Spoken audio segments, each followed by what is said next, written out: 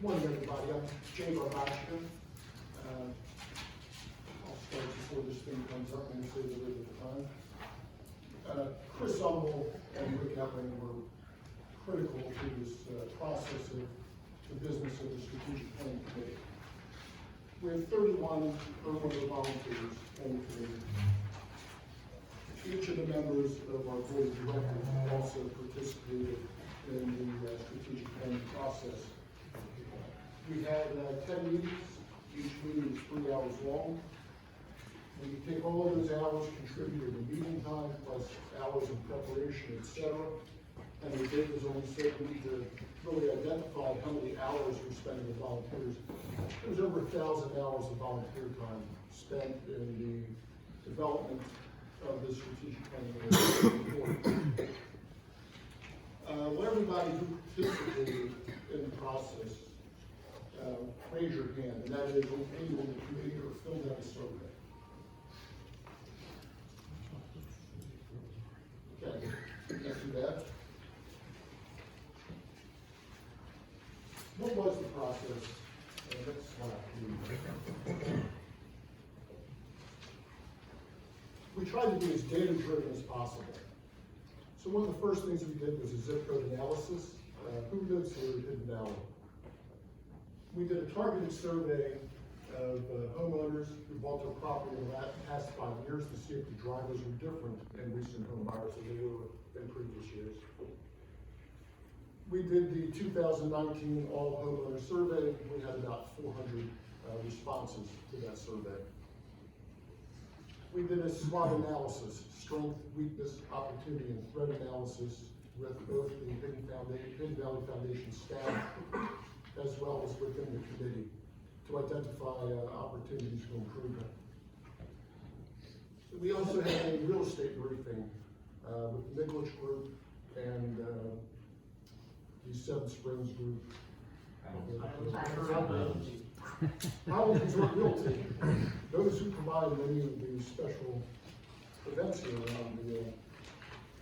around our community. One thing that's not on this slide is we also took the time to prioritize, rank order every item that was in our strategic plan that was associated with cost. So we had a perspective of which was the most important, and that can be taken into consideration by the Finance Committee. So who are we as a community? We're 1,096 households based on that zip code analysis. 136 households reside here full-time. They have a zip code of 15502. If we consider the input in the survey, in the next 5 years, that number may double. So we could have many more full-time residents than we do now. 85% of the homeowners are from Pennsylvania. Of those Pennsylvania homeowners, almost 80% are from the greater Pittsburgh area. Average age of our homeowners is 1 to 60. And most home buyers learn about Hidden Valley. This is information from the new home buyer survey. Recent home buyers are learning about Hidden Valley from a friend or family member. Not necessarily to a resort and skiing or playing golf, but word of mouth. So satisfaction of the homeowners is critical to having a vital community. Yes? What has changed from the last time these statistics were gathered? In terms of what element? Well, 3 years ago, when the committee was formed, we were looking to expand this certainly outside of Pittsburgh and PA, and I just wondered if you looked at any of these statistics from the information we gathered back then, just to see if any of these were moving in any direction. We don't have a comparison zip code analysis to see if that's different. What we do know is that last element in the 2014 survey, many more homeowners, in fact, the majority, learned about Hidden Valley from the resort, and a much higher percentage than in the current survey learned about Hidden Valley from real estate efforts, whether it was advertising or what have you. So what's very different this time is the difference in the word of mouth trend family member jumped up more than double in this particular survey. Next slide, please. As I mentioned before, we tried to be as data-driven as possible. Where there were elements where we're looking at services or amenities or infrastructure, we tried to look at importance to the individual, the respondents' perceived importance to the community as a whole, and we also looked at their satisfaction with the amenity. So this would be an example on infrastructure, services, and facilities, where we are showing satisfaction with that particular element in red, and importance, and this is in rank order, in descending order, importance is shown in blue. So I wouldn't expect you to read the slide, this is just to give you an example of the process that was used. So we were heavy on survey data, we reflected the importance of items to our homeowners, reflected satisfaction, and we developed a plan to address opportunities for improvement. Next slide. Other deliverables, where we developed a value statement for our community, we developed a vision statement for our community, and the lead of this presentation is going to be the 5-year, 3-year, 1-year vision for our community. Now, there were some comments made when we talked about doing value, vision, mission statements, that these things are nothing but wallpaper and it's a waste of time. We didn't feel that way, and we found it was very important for the committee to have a good sense of who we are, what we felt was important, what we represented. So, our mission statement, and we're emphasizing the word community. You know, if you talk about Hidden Valley Foundation, is that a building? Is it the people who work in the building? Is it a homeowners association? They can't hear. Could you stay in the, I'm Italian, I wonder. stay put? So, Can you talk louder for us too, please? okay, I'll do my best. What was I saying? We're emphasizing community. So we decided not to talk about the foundation, we're going to talk about us as a community, which is what we think we really are. And I'll stop using the slides and use my proof sheets. So the mission of the Hidden Valley community is to create value for our homeowner members through a community that is distinguished by the beauty of its natural environment, its dedication to families and family life, the aesthetic appeal of its common and private properties, its encouragement of member involvement, and its stewardship of its assets, whether those are human, financial, or physical. And with that, we will get into the 5-year, 3-year, 1-year vision statement. And Rick is the expert in this, we'll turn it over to Rick. Okay, so we have all this data, we have all these recommendations, we have weaknesses and opportunities for improvements. One of the things Jay did not mention was when we asked the new homeowners what were their pleasant surprises and what were their unfortunate disappointments with homeownership. And so we took all this data, we have all this information, so what? What are we gonna do with it? And this is where the process really started hard. We probably had at this point 5 or 6 meetings, 3 hours each, 10 to 20 people here deliberated, what's all this information tell us and what do we do with it going forward? And it started to coalesce down into natural groupings of areas where we could work on improvement.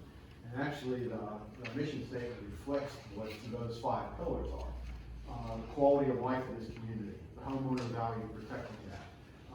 Community safety, which John Eddie's leading, we'll talk about that. This notion of community service and volunteerism. We are no better or no worse than this community and its volunteers and leaders. There's no one to say it's those guys. The resort's not here. The foundation is a legal entity. It's us and how we improve this community and what we do about it. And then a better job of transparency and open communication. Making sure as much information is available to our homeowners as possible. So those are the 5 groupings as we start to coalesce this data. The other challenge is how do you manage all this data? What do you do with it? And this is where this 531 comes in, goes with. This is an old tool that I picked up in my personal profession of trying to manage strategic plans. And if you look at it, we're calling it the 531, but the way you read it from the right to the left. It says, we have a vision of what this community can look like 5 years from now. So what do we got to do to be able to achieve that vision and mission? Well, in 2 or 3 years, we better be doing certain things, or we're never gonna get there in 5 years. Therefore, in year 1, which is 2020, if we don't start doing certain things, we will not be on that glide path towards that vision and mission. So that's why it's called a 531. And why that's really important, if you look at it from 1 through 5, stuff's gonna happen tomorrow. Brian's gonna get a list of things that he needs to work on. The board's gonna get a bunch of issues that have to come up. Before you know it, the operational issues day to day take over. You never do get to those strategic issues that you gotta get to down the road. So that's why it's called a 531. It's a great tool to manage that. It's also a great tool for a dashboard that says, am I making progress on periodic checks along that glide path toward that vision, or am I being consumed by the day-to-day operations of running the organization? And it's good. So you will see in your handouts, one of them is all the details of the 531. We're not going to go through that in the presentation, but you'll see it in this format. You also see that, for example, under strategic objectives in 2020, those are prioritized. Those are prioritized based on the data we got from the homeowners, based on discussions we had, based on the budget input that we can afford or not afford. So you will see those bullets under each of those pages are prioritized in there. What you won't see here is all the tactics behind this. There are tactical actions to achieve those strategic objectives. There's measures, those kind of things that you see. That's way too much information for this meeting to get into, but that information is behind this process. So I'd like to talk just real briefly about each of those 5 pillars when they meet. So one of the things we were very fortunate at this time is the board engaged almost immediately in our deliberations and sat through the process with us as opposed to the committee doing the presentation and handing over to the board. So we had champions under each of the pillars that board members worked with our committee. And the first one was Pat under Enhanced Community of Life. So Pat had a number of people from the committee working on it. Pat was the champion, but it was really the reflection of that subgroup that worked on this. And you can see that there's some amenities here, pools, walking paths, fitness trails, playgrounds, social committees, those kind of things that have proven over the last couple of years to be of high value to the homeowners, and we want to maintain those. But we need to maintain those in a way that we're managing our budget appropriately, and we're being cost effective, and we're being effective in implementation of those kind of things. Food truck service, we just had another food truck here last Sunday. Seems to be a big hit for the team. We're gonna do more than that. Then we start talking about salt bins and list of response to ice events. I think Brian has done a wonderful job on that, but it was always the ice storms over the last couple of years that seem to be catching us. Those are hard to deal with when we're talking about this. So this whole community, the things that make this place a great community for us as homeowners, you know, that needs to be sustained, that needs to be enhanced, that needs to be improved, that it needs to be done in a managed, cost-effective manner. And that's what this whole pillar is about. Thank you. The next pillar is property value and homeowner value. Doug and one of our homeowners, Dennis Carroll, wrote that process. And the concern there was making sure that we are getting value out of our homes, we're maintaining the value, and if we ever want to sell a home down the road, we're getting value from our customers. So there's a number of things we can do there, and it starts from inside out. This is what we learned from the real estate agents. The biggest, so when you pull up to a property, you look at it, its curb appeal. Is the landscaping maintained? Is it painted? There's no shingles falling off the roof. It looks nice. Then the rest is all about, has the homeowner updated, maintained the inside of that property in terms of what's important from a real estate resale point of view. Is it a 30-year-old townhouse that has not been updated, or is it something new and refreshed? So we have some guidelines we're going to put together for the homeowners about what can we do to maintain value of the property, what can the individual homeowner do, and then what can the community itself do. And that's pretty straightforward, but I think, we got some good insights and learnings out of Dale McKinney and that group's going forward. John Eddie's on the phone, community safety.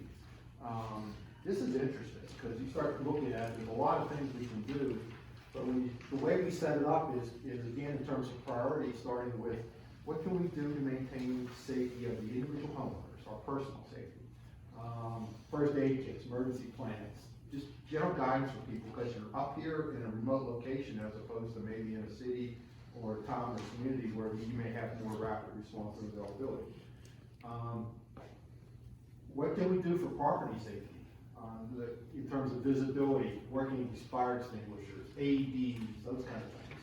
And that kind of gets into medical safety, CPR certification for the staff and homeowners. One of the things we are gonna do is strongly recommend the board, John's staff. It's done. It's done. Yes, sir. There you go. Go through first aid, go through CPR, go wear AEDs. Do you know where they are? Do you even know how to use one if somebody had a heart attack in this room right now? At least we got 3 or 4 patrollers, ski patrollers here, that hopefully we know how to do CPR, but somebody else can do it. And those are things we just want to offer, those are easy to do. We can have a session on Saturday morning, and we have a volunteer that's willing to train us, to do CPR first aid basic, just to know where an AED is, can you do those kind of things. And then we start looking at community safety in terms of broader issues like label when you ask containers, so again, people don't dump ashes into the, trash dumpsters instead of dumpsters on fire. Security services, moving, the big thing we talked about was removing and replacing trees. There's dead trees, they're a hazard, especially when it's ice events. We could clean that up, be proactive on that, and maybe have a plan behind it that says, what do we do to start replacing trees? Bring in somebody to work with us, instead of arborist who knows how to do it. So you can see it's kind of inside out, working from personal to home, the community, and then reaching out with the organizations around us, the local governments, in terms of 911 response capability, fire safety issues, and everything else.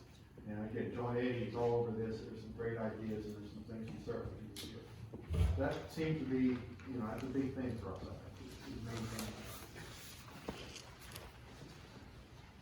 Service and volunteers.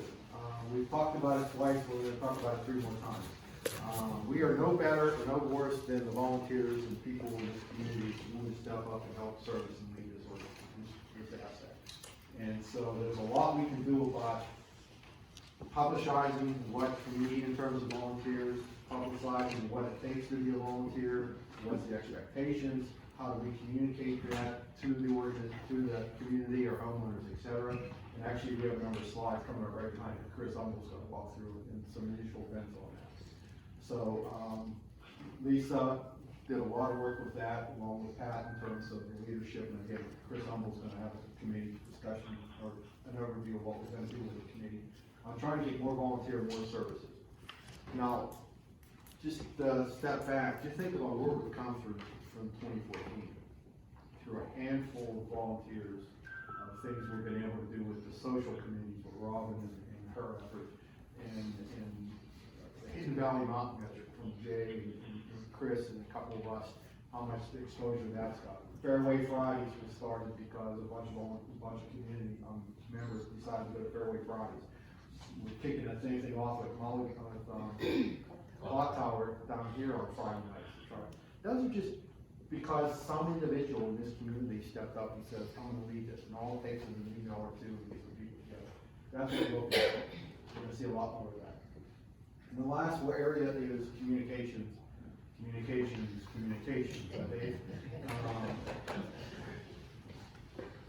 People, it's as much as you try to communicate, especially in a changed environment, believe me, you're under-communicating by a factor of 10.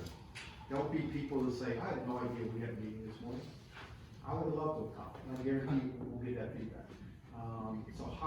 So a big issue here, and this is under Davis, what do we need to communicate to our homeowners? How do we communicate that? We got feedback on texting versus email versus website versus hard paper. What's the more effective ways to do that? So we talk about insight, then we talk about how do we want to brand this community to the outside. And it could be Somerset County, it could be Pittsburgh, it could be Washington DC, but how do we make sure people know what's going on here and how attractive the community is going here? Especially working with even people like UPMC Somerset, who seems to be in a mode where they're gonna be moving people this way from Pittsburgh, and we're gonna make sure that this is the premier homeowner place for those people to look and come join our community, understand those kind of things. So, again, peeling that onion back, and I think we're in really hands with Dave and his committee on that. All right, so, as Jay said, how do we take this forward?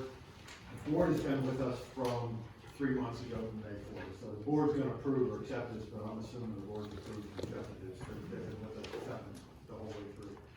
We worked with, Bob on budget planning, the items we need to do to make sure we're there.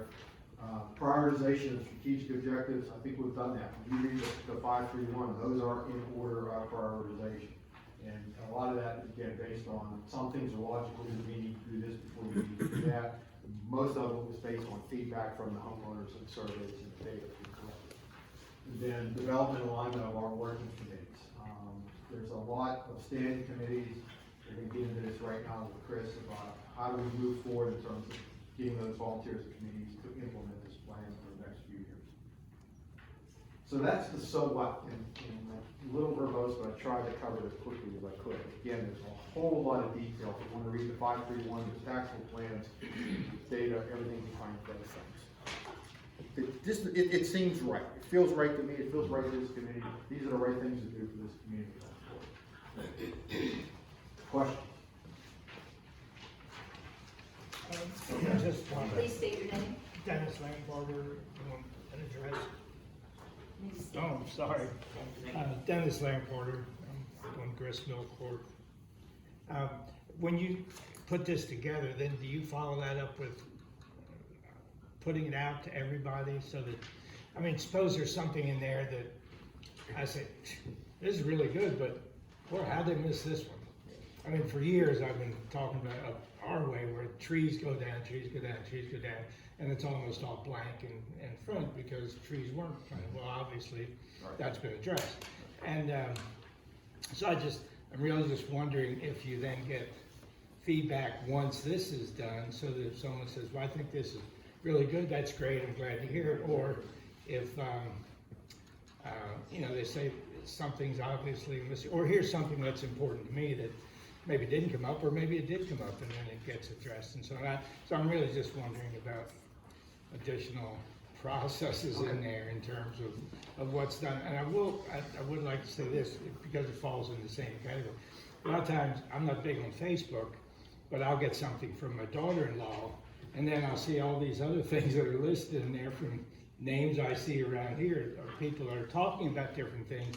I think I find out more about what's going on through that. Now, I don't know if that's the best way, but part of it's just, I don't use a lot of the electronic things, although it's good, and if I know something's there, then I can usually go back to it. So I guess just the feedback back and forth is something that is important to me, so I can find out what is going on, and then if I want to volunteer for something, I'm further away, but I usually get up for the cleanup every year. I kind of make that something I can, but the other committees usually are meeting at odd times and so on, so if within the weekend, you know, for the most part, I'm not here, but on top of that, I think you're getting a great presentation, and it's nice to see the things that are going on, so.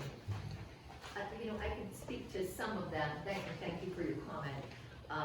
You know, the discussion in the last couple of weeks has been, okay, now we have a plan, and soon the board will act on it.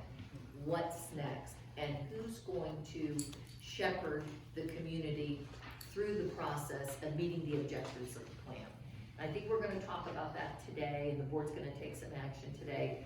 But I think you raise a good point in that, you know, I always had the impression, and I was just involved in a very minimal way during the last strategic planning process.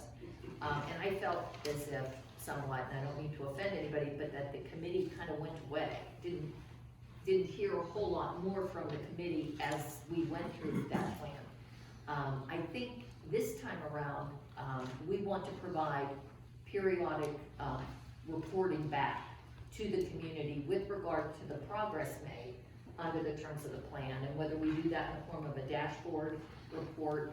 I think we're probably gonna ask the committee to come back on a bi-monthly basis and report on progress in that regard. But maybe the piece that, you know, I certainly hadn't considered in terms of making it a formal part of the process, would be to have the committee be the repository for suggestions and additional items going forward that may be related or may not be related. So I do appreciate your comment. I think, you know, really a lot of heavy lifting was done to get this far, but probably the really hard work is ahead. And so we're gonna try to continually update the community on that. Now, the survey tool itself was pretty lengthy. It took, on average, a little bit over 20 minutes to complete the survey. There were some complaints about the length of the survey. The last question was, do you have additional comments that you would like to provide to the committee? By the time we summarized that in free text, it was 45 pages long. And we tried to do our best to go through and look for repeated words, common phrases, themes as we looked at it. But that's not to say with all that data that we didn't miss something, so sure, more input is welcome. One thing I would like to bring to your attention is that in your packet, there's a page that looks like this. This was the ranking process for those strategic objectives that cost money. So I wanted to make sure you're aware that there was a little bit of science that went into prioritizing these elements. But by the way, one of the things that came out of the survey was that 60% of the homeowners were interested in the Saturday morning meeting. And I think the turnout kind of shows that that was true, and also, you know, we anticipate having donuts.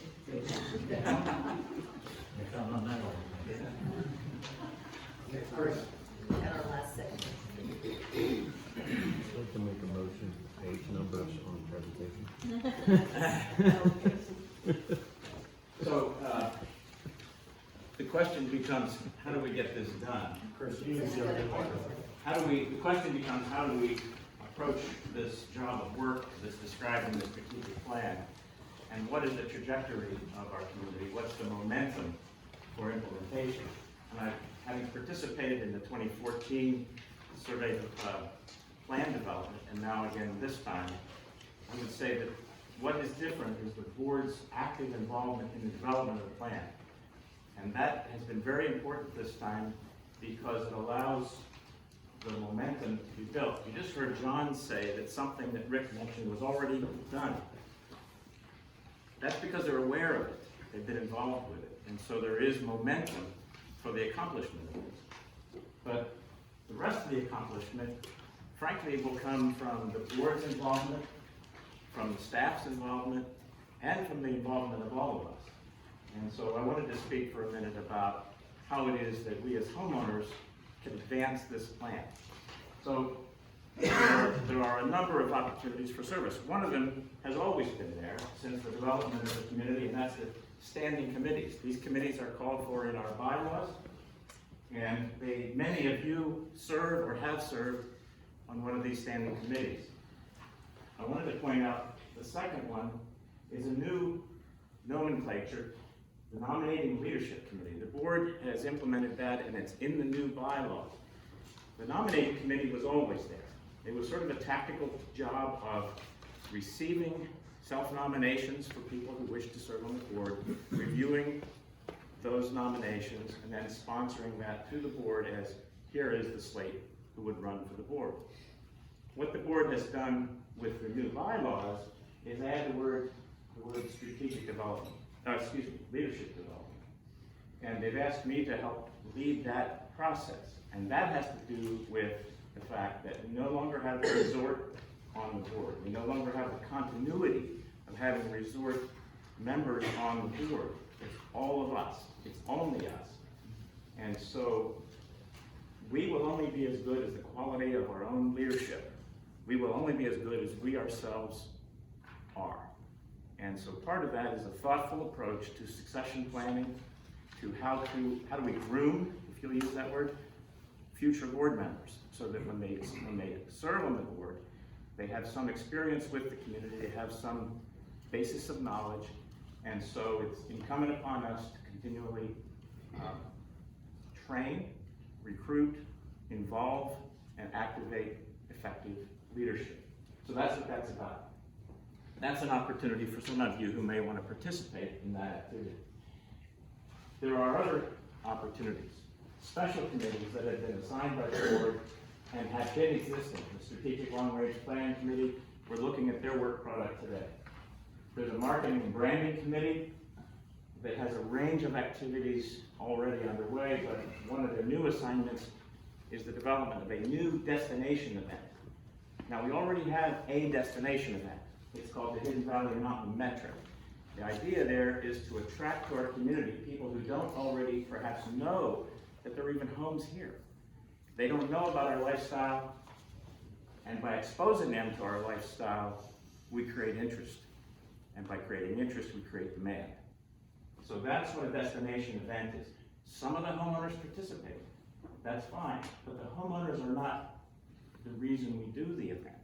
It's the people who don't know about Hidden Valley is the reason we do what we call a destination event.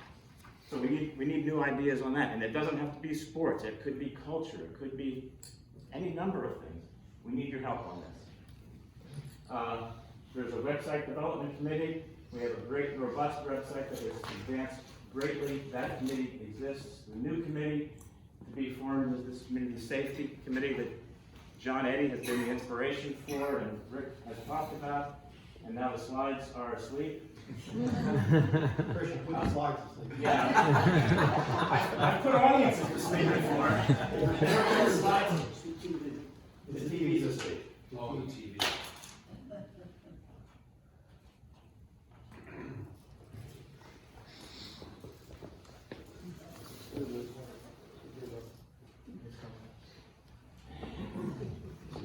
So,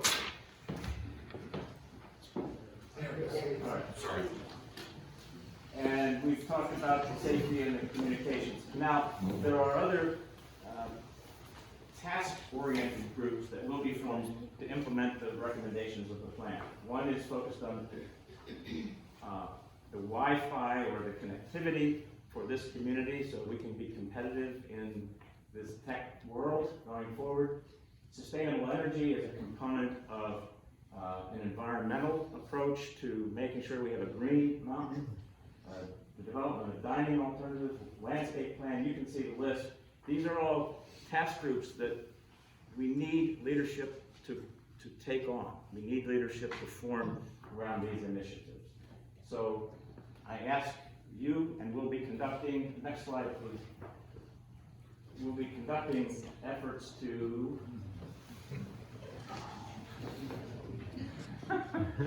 we'll be conducting on March 7th at 9 a.m. here and at 4 p.m. here. So if you want to ski on March 7th, get out earlier, come late, but invite your friends, tell people if you have an interest in supporting the community in a new way and getting re-energized around some of these opportunities that we've seen, come to one of those sessions and we'll put more meat on those bones.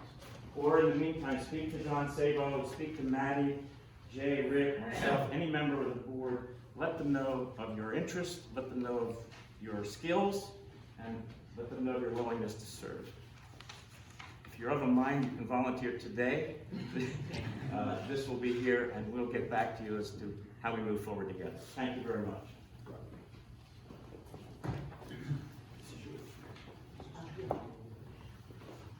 You know what, guys?